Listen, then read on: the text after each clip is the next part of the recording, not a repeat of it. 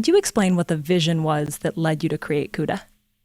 Partly researchers discovering it, partly internal inspiration, and partly solving a problem. And a lot of interesting ideas come out of that soup. Some of it is aspiration and inspiration. Some of it is just desperation. And so in the case of CUDA, it was very much the same way. And probably the first external ideas of using our GPUs for parallel processing emerged out of some interesting work in medical imaging. A couple of researchers at Mass General were using it to do CT reconstruction. They were using our graphics processors for that reason, and it inspired us. Meanwhile, the problem that we're trying to solve inside our company has to do with the fact that when you're trying to create these virtual worlds for video games, you would like it to be beautiful, but also dynamic.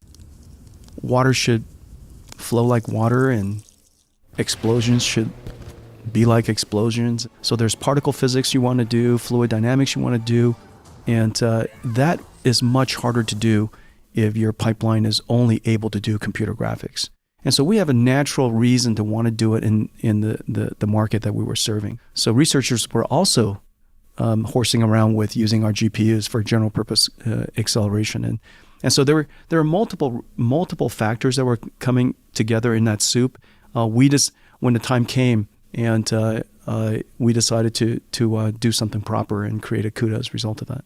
Fundamentally, the reason why I was certain that CUDA was going to be successful, and we put the whole company behind it, was because fundamentally our GPU was going to be the highest volume parallel processors built in the world because the market of video games was so large. And so this architecture has a good chance of reaching many people.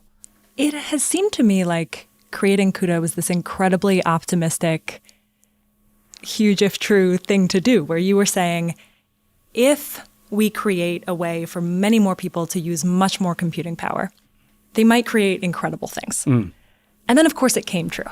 They did.